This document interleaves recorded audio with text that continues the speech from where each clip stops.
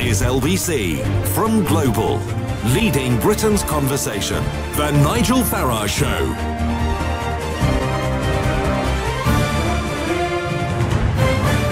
Well, there have been two cases this week that have made me feel really, really uncomfortable about the process whereby people who were accused of crimes are put out into the public domain, and it seems in the modern environment there's almost an assumption that they're guilty and it's up to them to prove their innocence, and that has made me really, really concerned. The first case was 22-year-old Liam Allen, accused of multiple rapes, and his name out there in the public domain, and then it turned out that the police perhaps had not done a particularly brilliant job of this, and the case was dropped.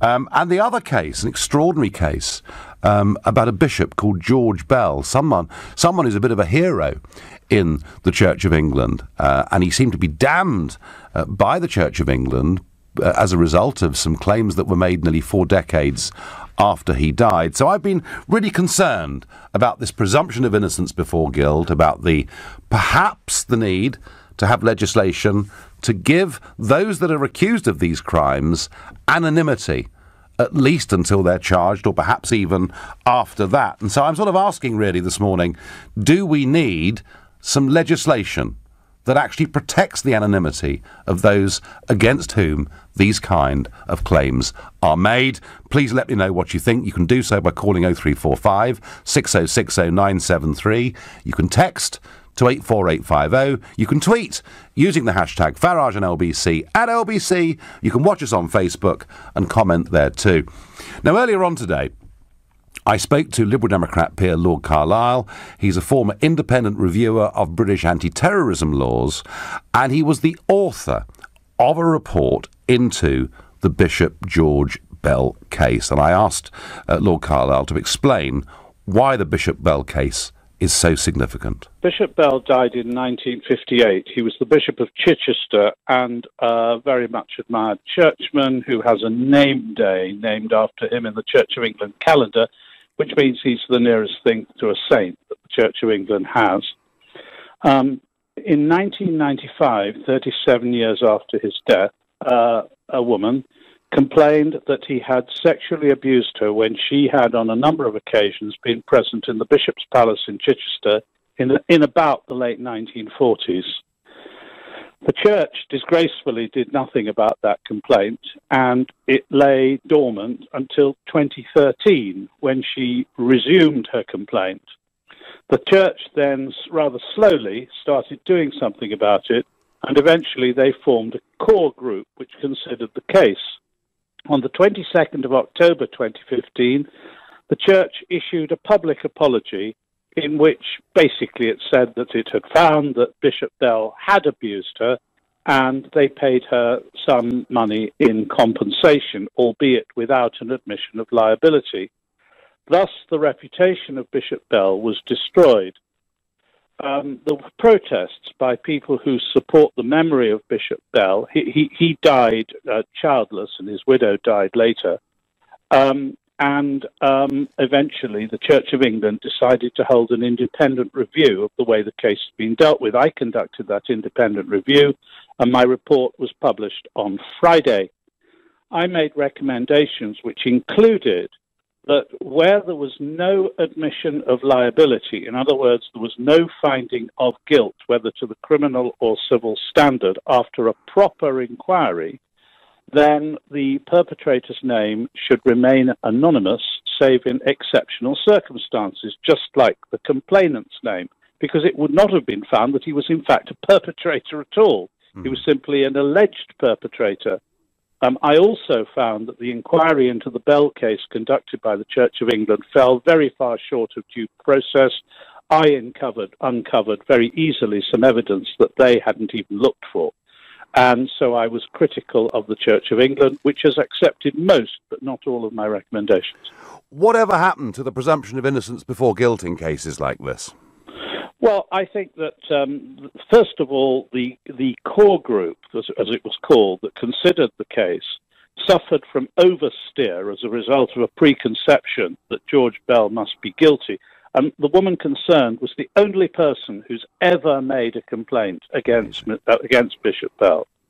And secondly, they failed to have within the core group independent specialist advice which understood the criminal law, because although it was a potential civil case, no actual case was ever brought, nevertheless the allegation that was being made was a very serious criminal allegation, and it would have been of importance to the core group to know whether a criminal case would have had any chance of success, which, by the way, it would not. Now, following on from this historic case, there are also a number of current cases, a very big rape case which ended this week. I mean, has the pendulum throughout our criminal justice system, and I know there have been some terrible examples of sexual abuse that have been uncovered over the course of the last few years. One thinks of the Jimmy Savile case and others like that. But has the pendulum swung too far in favour of the accuser? I think it has. The Church of England in the Bell case made the mistake of describing her throughout as the victim or survivor, whereas in fact she was always the complainant, because no finding had been made against Bishop Bell.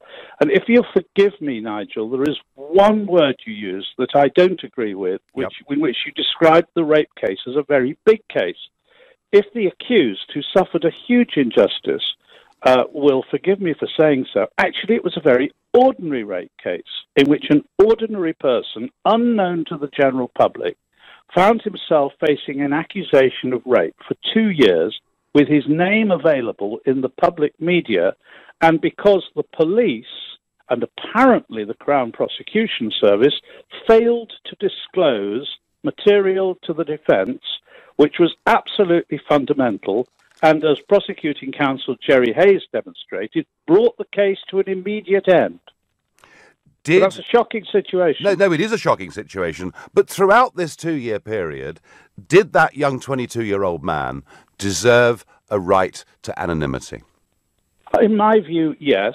There are possible exceptions that I can foresee, but in an ordinary case in which there is an allegation of a serious sexual offence with no concern that there had been other victims, in my view, there should be anonymity at least until charge. Now, that wouldn't have helped in this particular case, but it would help a lot of other people. And there could be exceptions where, for example, there was a genuine fear that there were numerous other victims. Yes. If a case is exceptional, that decision should be made by a circuit judge or recorder who is qualified to try serious sex cases. There is a special qualification for this, which a very large number of very good judges at various levels have. As to this case, the real injustice in this case is a most abject failure of the police and possibly the Crown Prosecution Service to look at, understand and disclose key material that undermine the prosecution case. And I regard those failures as being gross misconduct, which could be the subject of disciplinary action, whether it's in the police or in the CPS. So to get this balance right again, Lord Carlisle, do we need changes in legislation or just changes in practice and procedure? We need both. We need a change in legislation to enshrine in law a general right to anonymity for people who are accused of serious sexual offences, subject to exceptionality in the sort of case I briefly described. And we need a very fundamental change in procedure so that the police, and if it be the case that the prosecution knew, the CPS, cannot sit on the material that in the case we were been talking about actually demonstrated the innocence of the accused, didn't merely undermine the prosecution case. Well, I have to say, I completely agree with Lord Carlisle. I'm not normally somebody who argues for more legislation. I generally argue for fewer laws controlling our life and our society, but I do think the argument here that we do need a piece of legislation that protects the anonymity of those accused of sexual offences, I now think we need it. I believe it is something that should be debated in the run-up to the next general election so that the big parties can at least themselves have a public debate on this issue.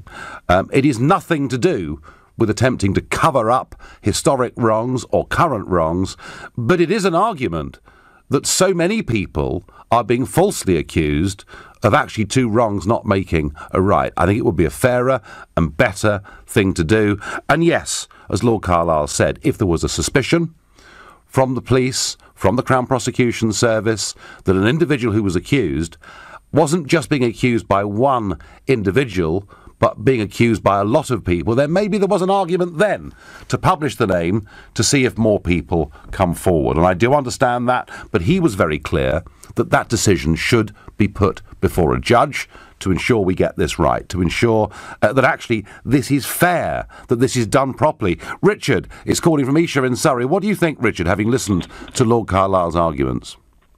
Yes, hello there. Good morning. I don't know. I don't put things as eloquently as you might. I tend to agree that it's very unfair that the perpetrator of the crime is named, and quite often things are leaked before the case has been heard, and yes. There's this air of guilt and that can stay with people for life. I mean, this is obviously completely unfair. But I'm not a man to deal with law, but so much seems to come to a layman like myself that it's common sense. If there was some sort of consequence for making fake allegations, and I mean there are an awful lot of completely fake allegations. This does no good for anybody. This then puts a presumption of fake allegations on genuine cases. It ruins it for everybody. If there was some sort of consequence for these fake allegations, some very obvious, then less allegations will be made, and it would save everybody's time and money. It just seems to be a lot of this could be dealt with common sense. Yeah, so I'm not advocate of more laws and more legislation. If things can be dealt with a lot more swiftly, and if there was penalties for making fake allegations, then less allegations will be made. I think, Richard, you made a very good point, that those that make false allegations that not only are damaging and injurious to the accused, but also eat up a vast amount of police and court time, there should be a better system of punishments in place. Richard from Esher in Surrey, I thank you for that point. You're listening to the Sunday edition of the Nigel Farage Show, exclusively on LBC. It's 11:15. So following the case of Liam Allen, he's the 22-year-old who was accused of multiple rapes. This all went to trial. His name was out there in the public domain. It turned out in this case, actually, that the police perhaps had not done their job as thoroughly as they ought to have done. And when the barrister, Jerry Hayes, representing this young man, asked for some police evidence, including text messages, the whole case fell to pieces. But it does raise this much bigger question of, do people who are accused of these kind of sexual crimes deserve anonymity? And are we actually treating them as if they're innocent until proven guilty, or have we sort of moved? Is it almost a little bit as if we've reversed that burden of proof? And that's what's been worrying me for some time. And this week, what with that case and the Bishop Bell case, which Lord Carlisle spoke about so eloquently before the break, I do think the time has come, not just for a change in practices of police, Crown Prosecution Services and courts, but I do actually think a little bit of legislation perhaps is needed. And interestingly, Angela Rafferty, who's the chairwoman of the Criminal Bar Association, she said on Friday that the theory that everyone who reports a sex offence must be a victim may unconsciously have led the police and Crown Prosecution Service into giving complaints not the impartial, in-depth scrutiny that is essential to avoid the kind of injustice that nearly befell young Mr. Allen. So, yes, of course, as a society, we do want to take seriously some of the awful abuses that took place in the past, that no longer do we want institutions to brush them under the carpet. And it's true that churches and state-run organisations did brush much of this under the carpet. We do want the truth about these things. But equally, as I try to say before the break myself, two wrongs don't make a right. And if somebody is falsely accused of one of these crimes, why on earth should that be in the public domain? That's how I feel quite strongly about this. I wonder what Bruce, who's calling from Hampton Court, thinks. Good morning, Bruce. Oh, hi, Nigel. Firstly, I'd just like to say thank you for Brexit and the chance to get out of the EU. But let's move on to the matter at hand. Absolutely. Yeah. This practice of the police to withhold evidence until the last possible second is extremely common. It's a standard tactic. If they think they've got their man, they'll do it. Why will they do it, Bruce? Well, obviously, firstly, to aid their case, but in other words, to allow a defence to really not have enough time to get a case together. And it seems to me that this new prosecution lawyer, when he found this out, was utterly disgusted about it. Yes. And I have not first-hand experience of it, I have second-hand experience of this in a case that is known to me. So it is a very, very common tactic, and it just needs to be stopped because it can wreck people's lives that are accused of serious things for years. OK, so you think the police need to change their approach to this, Bruce, yeah? Well, I think that police that deliberately withhold information are not currently being held accountable and should be personally held accountable. Yeah. OK. No. I think. Look, Bruce. I have framed this debate around the need for a piece of legislation, but I'm not suggesting that is the be all and end all. How the police operate, how the CPS operate, what the court procedures are, all of those things are relevant and are true. And I thank you very much for your call.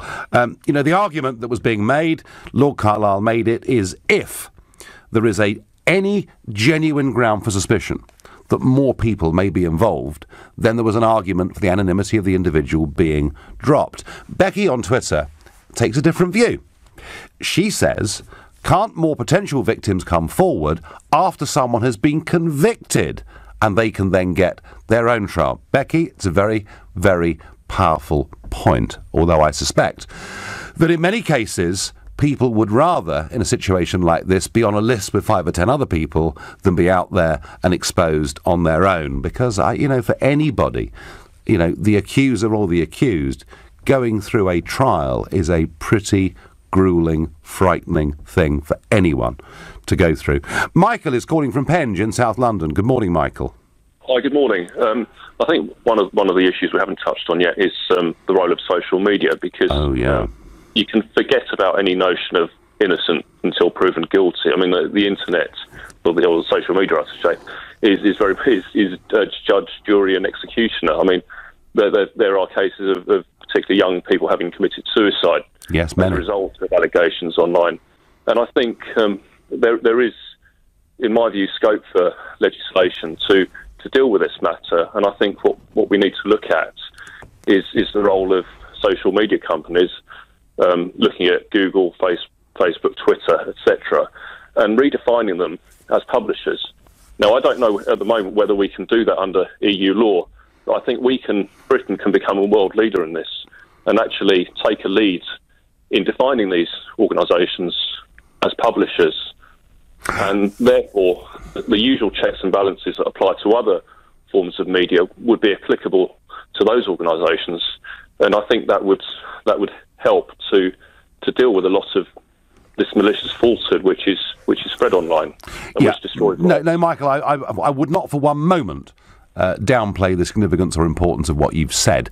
I mean, goodness me, if I just look at the things that have been said about me on social media, I mean, it's unbelievable. And you notice now that anyone that puts their head over the parapet, whatever side of the argument they're on, but anyone that puts their head over the parapet in modern politics starts to get trolled, starts to get vile and violent abuse online, so and all sorts of weird false accusations. So I do understand that, Michael. I mean, what I was specifically talking about was when the authorities, charge somebody or investigate somebody, that's when it goes absolutely mad. And social media, of course, is part of spreading and perhaps conflating that situation. But I wonder, Michael, when you raise this whole point, how on earth, and I don't want to be negative for one moment, but how on earth do we police something as vast as the internet? Well, I think you'd have to employ people. I mean, it would cost money, obviously. I mean, the internet can be a great thing, but I mean, if you'd have to have moderators to deal with this sort of thing, then that would be a means to deal with it. I don't underestimate the challenge, but I think it's equally as important as the other points. Your other contributors, because it's ruining people's lives and it's driving teenagers to suicide and all the rest of it. No, Michael, it's doing all that sort of thing. Yeah. No, Michael, understood. It's a valid point. Gosh, it's a tough one to answer. As I understand it, the police force already increasingly are spending time, money, and human resources on dealing with all sorts of hate crimes and all sorts of nastiness that goes on the internet. I suspect, to completely police it, I shudder to think of the kind of resources we would actually need. Stephen is calling from Hyde Park in central London. Good morning, Stephen. Hello, Nigel. A worried Brexiteer on the line. Yes, well, there's quite a few of us around this Sunday morning, Stephen, I can assure. I'm losing sleep. Yes, I'd just like to expand on the police issue, because the police in any criminal case, they use a concept called a pattern. And, they try and establish guilt through past behaviour. Well, if one turns that on themselves, if they spotlight themselves, think through recent history, the cases where they have withheld information. Very famous cases where innocent people have been adjudicated to, or at worst, gone through a lifetime of hell trying to obtain justice. So it's a pattern with the police of withholding. It's not these individual single cases. They are purposely doing this. The problem being that if you've ever had an encounter with specifically the Metropolitan Police, the Complaints Commission, the method by which we can redress any perceived injustice is a farce.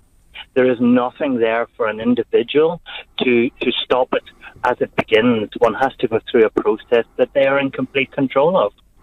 Yes, I mean, complaints to any level of authority are always a problem, whether it's you try and sue a hospital or even the BBC or whoever it might be. It is always difficult. Stephen, I do understand, and you're the second caller talking about the way the police operate, their modus operandi. Would you agree with my bigger point that perhaps a little piece of legislation that does protect the anonymity of the individual is the right thing to do?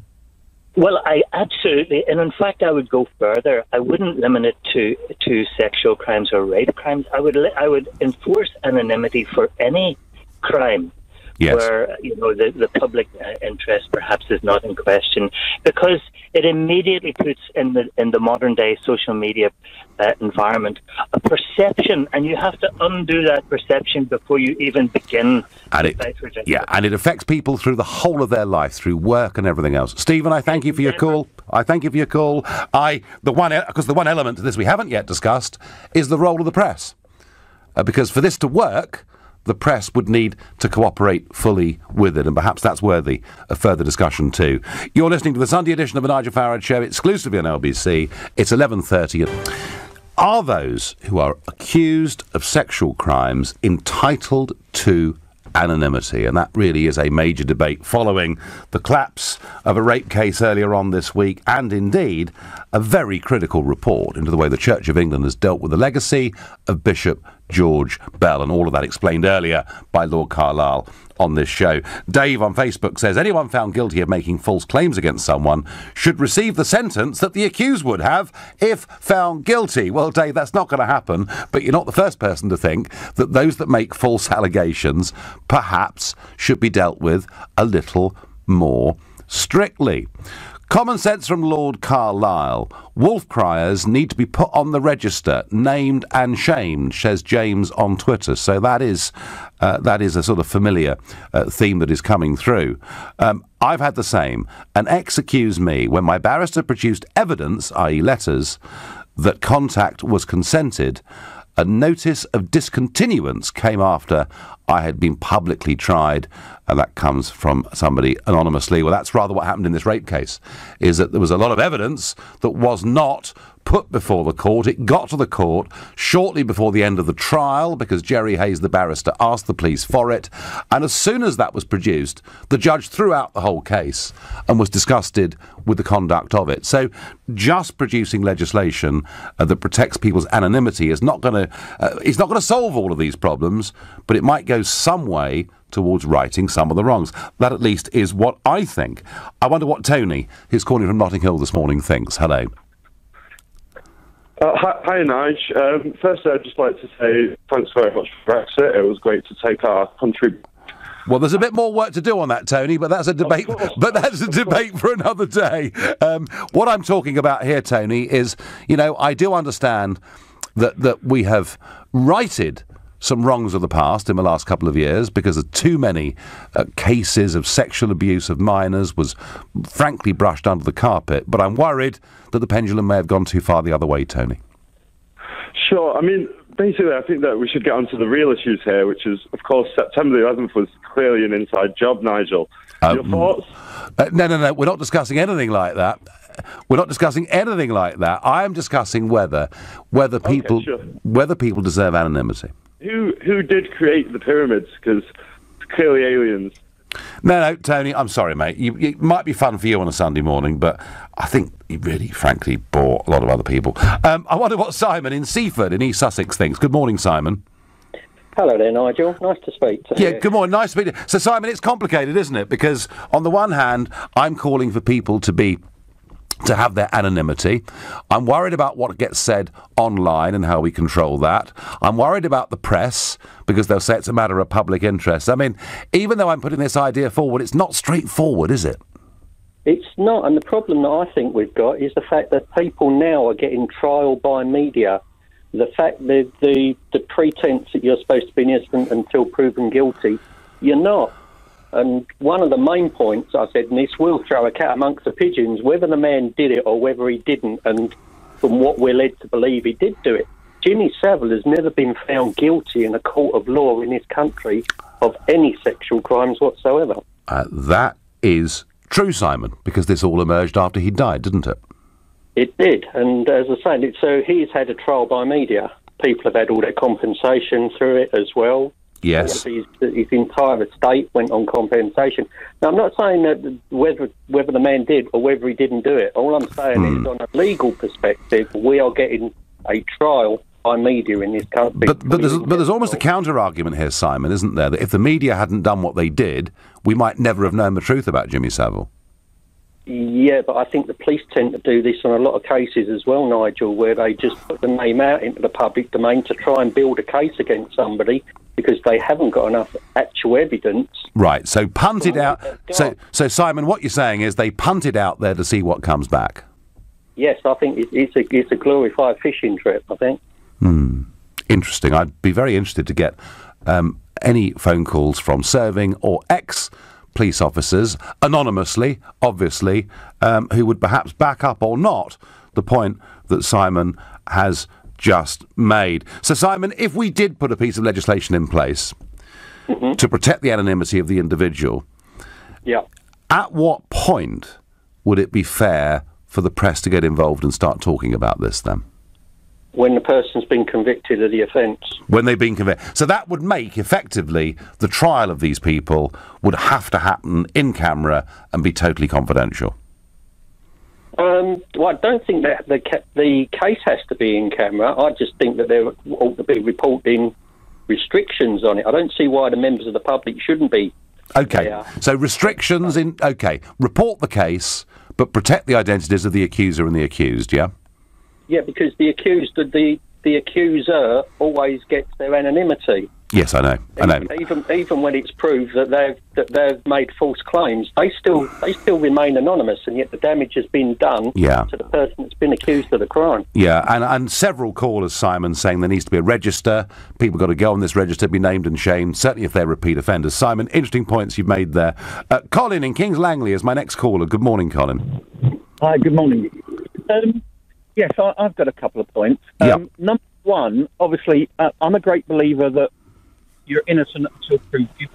And like the officer said, effectively what that should mean is that we need to have open court systems so people can see that justice is being served correctly. But you shouldn't have to name individuals until after the conviction. And I think that's only right and proper to protect all parties. But more importantly, in this case in particular, the 2006 Fraud Act makes it very clear that any misrepresentation of fact is a fraud. And that misrepresentation can be implied. In other words, the police telling the prosecution service that there was nothing of relevance. That's effectively fraud if there was something of relevance. And it can also be by omission. So by failing to disclose information that should be relevant to any transaction, whatever, is also a fraud. So right. Again, I can see that there is a case for certain individuals in this matter to answer criminally for their actions under the Fraud Act 2006. And does it ever happen, Colin? Well, there's another story. If it was used as it was designed to be used, i.e. for the catch-all act, it's a bit like if you cross a zebra crossing where there's a pedestrian on it and you're caught by a police officer, it doesn't matter the fact that you didn't have time to stop or anything else, the offence is committed, same as a parking offence, realistically. Yeah. Absolute sort of, what's the word? Absolute sort of charges, if you like. And if it was used as it could be used, a lot less people would defraud people because it's so easy to catch them with it because the wording is such, it wasn't worded to catch the police for misrepresenting or anybody else. If you said you had 4 O-levels and you've only got 2, you get a job because you've got 4 O-levels, effectively you defrauded your employer. You see? Yeah. No, I understand that, Colin. I understand that. I mean, I'm just really interested in what happens to those who make false accusations, who cost the police and the courts not just money, but a huge amount of time that could be better spent. And I just wonder whether we ever catch up with people who behave like this. Well, we've got the Fraud Act 2006. You don't need to pass a new act. The Fraud Act makes it very clear. If they do, okay, so in your view, Colin, we should use it, yeah? We should be using it. We should be using it a lot more. No, Colin, fair point. Very interesting. Thank you. I'm going to go to Tom, which is an assumed name, who's calling me from East Sussex. Tom, good morning. Hello there. How you doing? Okay, so what do you think? I mean, I'm arguing that we need, in nearly all cases, anonymity for this whole process to be fair. How do you feel about that, Tom? Well, total anonymity, I can't really put a point on that, but I will say that if someone accuses somebody of being a paedophile or a sex offender, they should not have any type of anonymity because they're the accuser. I can't speak for the accused because although I've been accused that way, I certainly didn't get any anonymity. It was in the middle of the street. And when I called the police myself and said, look, I chased the guy to where he lived, they suggested I had a guilty conscience. But when I complained again, I was told that nothing's going to happen. I was threatened with arrest because I was being aggressive after he accused me of this, which you can imagine he would be at 9:30 in the morning in a street. To have someone suddenly say, you effing paedophile, seeing your name in the paper, blah, you like little people and blah, etc., etc. And I had no idea who this guy was. And he later said to the police that he had no idea, he'd never seen me before. Now, I wanted him prosecuted. There is no, apparently there is no law that if you call someone a paedophile, you get arrested. You call someone a puff or a gay or a religious insult, you'll get arrested. But you can call someone a sex offender. Obviously, you can. Yeah, okay. And of course, if I'd have been a public... Well, Tom, let's not try to offend anybody here this morning with what we're doing, and the words you've just used might upset some people, but they really might. But Tom, this incident happened in the street. Did it cause you beyond short-term shock and horror? Did it cause you any material harm beyond that? It caused me a lot of mentally harm. I live in a very small place, and I had to walk down these streets while this whole thing was going on. Yeah. There's no doubt in my mind that the police spent time looking at me over this. Yeah. Okay, there's no doubt at all. I invited them around. I said, you better come around and check. I told all my neighbours about it, like it was a stupid thing to do. the police said you should have kept it to yourself. I said, if I kept it to myself and he just spread the rumour quietly, then people would be pointing at me. So I went round shouting about it as loud as I could. So Tom, you feel... I couldn't... The point I'm making is, Nigel, I couldn't get him brought to court for alleging this. No. And he had anonymity as well. Totally. Yeah. So, Tom, do we need anonymity for both sides of these disputes, or for neither? For neither. For neither. Fine. I think if you're innocent, you've got nothing to worry about. If you're guilty, then you're Tom, you've made a very, very, very different, unique point. Tom feeling, actually, anonymity doesn't work anyway, but the accuser should be prepared to have their name out there, and he cites his own case that happened to him on the streets. You're listening to the Sunday edition of the Nigel Farage Show, exclusively on LBC. It's 11:45. A week in which people who've been falsely accused of sexual crime has been very much in the news, and that is not an attempt at all by me or this show or LBC to say we should cover anything up. But I do begin to think that people deserve the right of anonymity in these cases. After all, the accuser does have anonymity. Also, some big questions here about the way in which the police and the courts operate, particularly after the case 22-year-old Liam Allen, who goes through a long rape trial, and right at the end, some evidence that the police had is disclosed and the case is thrown out. This is not simple, it's not easy. I'm going to William, who's a former police officer in Newcastle. Good morning. Good morning. I don't know where you got the idea. I'm a former police officer, but my brother-in-law is calling me sergeant for fun. Right. But anyway, all right. Anyway, where the hell did I get that from? Anyway, hello? Yes, I'm listening. Yeah, I just heard a funny buzzing. Now, the thing is, I think there should be a new law, a new crime of false rape accusation. Yes. Now, that does not mean that if it fails in court, that the woman is automatically guilty of that. There'd have to be a separate trial, and it would have to be shown that she deliberately lied for some sort of gain, for spite, for money, and so on. And there should be a register of false rape accusers, because I don't know if you know this, but there are quite a lot of serial false accusers out there. And so if it comes to trial, the judge will know if it's a false accuser in front of the court and so on. And I think it's very important, this, because what's happening is there's so many false accusations buzzing around that the police are tired of dealing with them, and they cannot give the proper attention to the genuine rape cases. Yeah, so... Again, you're another one suggesting, William, and we've had several this morning, there needs to be a register of people that have made accusations that have turned out to be false, so that next time, on the basis of cry wolf, we don't take them so seriously, yeah? Yes, I think so, yes. Right, OK. I wonder, William, thank you very much indeed for that call. You've got to have anonymity because it could influence the jury, I'm told, of course. On text. Well, remember the O.J. Simpson case.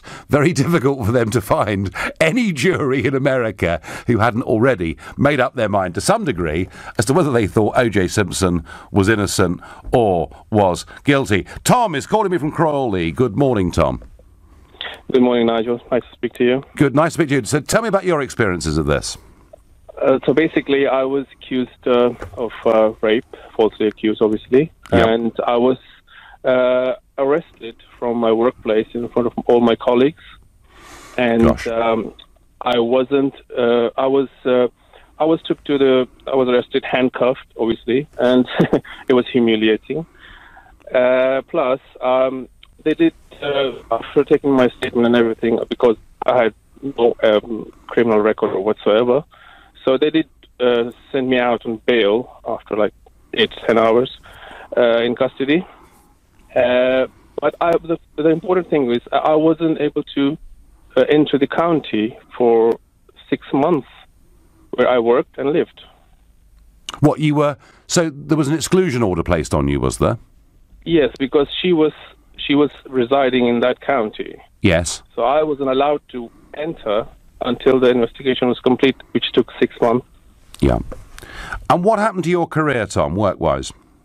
I had to find another job. Gosh. Yeah. That is very, very tough. And in terms of in terms of the accusations that were made, this obviously never went to trial. Never, of course. They didn't find any evidence after 6 months of investigation, and there was no physical evidence at the time of the arrest as well. And evidence, I mean. And the person that made the accusations, I mean, are these accusations, do you know whether you're the only person that this person has accused? Actually, it was my ex-wife. She made the accusation on the day I got separated out of spite. So you say it was done purely out of spite? Exactly. And what do you think, Tom, should happen to her?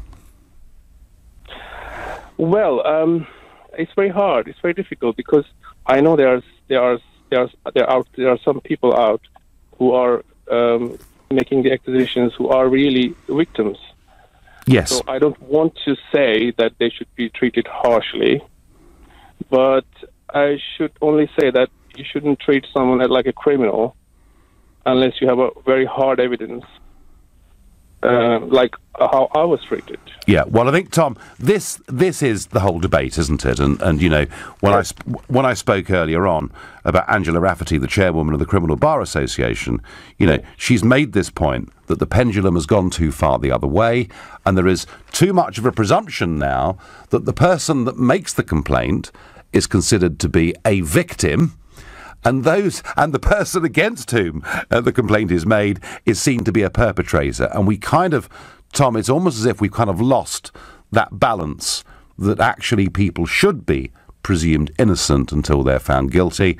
And I'm afraid you're someone that fell into that trap. Tom from Crawley, I thank you very much for that call. And as Tom said, you know, we don't want to stop people coming forwards, telling the truth about bad things that happen, because that may well protect other people. But in Tom's case, if what Tom said was right, that this accusation was done to spite him, not only was it deeply embarrassing and hurtful for him at the time, and it cost him his job, as he explained, but just how much time, police time and money was spent over that 6-month period to get nowhere. And I think, you know, these are real questions about police resources. I wonder what Sadiq from Gatwick thinks. Good morning, Sadiq. Hello there, Nigel. Good morning. Not your biggest fan, by the way, but however, that's another day. Well, that's all. Well, that's all right, Sadiq. That's fine. The whole point. Yeah. Do you know the whole point about proper democratic debate, and why I think LBC, as a radio station, does so well, is that it allows people with completely different points of view to debate things in a grown-up, sensible manner. Exactly, correctly. Well, you know, the question you're asking. Yeah. I do think. Obviously, I think there's some cases where you might need to put the person's name out there, but generally, I think it should be something that should be considered something they shouldn't do. For instance, there's some people who I know who have been accused of such, and even though they've been found not guilty in court, people still refer to them as, oh, there's that guy who was accused of rape, and that is a name that sticks. You know, that guy who was accused of rape. So had he been protected, Sadiq, by anonymity, that wouldn't occur, would it? That wouldn't have happened. You know, however, as I said like earlier, you know, previously, that there are some people who, or some cases, which you might need to put the name out there just to to help with the case in terms of having or possibly bringing more witnesses further forward. Yeah. And this point, Sadiq, Lord Kalar made this point, didn't he? You know, the interview I did with him earlier on at the top of the hour, he made the point that there could be public interest cases where it makes sense for a name to be out there because that helps gather more evidence. His point was that if the accusation that was made against somebody was made by one individual and there was no history of this, that in that case he absolutely agreed that anonymity should be granted. That's correct, and I believe, you know, I totally agree with that statement. But of course, the impact it causes when someone is not guilty is one which unfortunately can't be reversed or can't. I don't think there's an amount of compensation that can take a name out of the mud, so to speak, or clean it.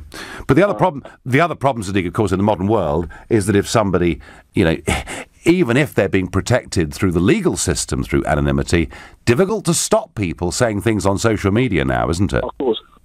social media, of course, is just like I don't think we as a society have got to the stage where we can monitor it or stop it in certain instances. You know, names flying around, and you know, I mean, we're all in the social media age now. I think it's very, very difficult. It's very difficult. Sadiq, I thank you for your call, and I look forward to you ringing me on a subject where we vehemently disagree.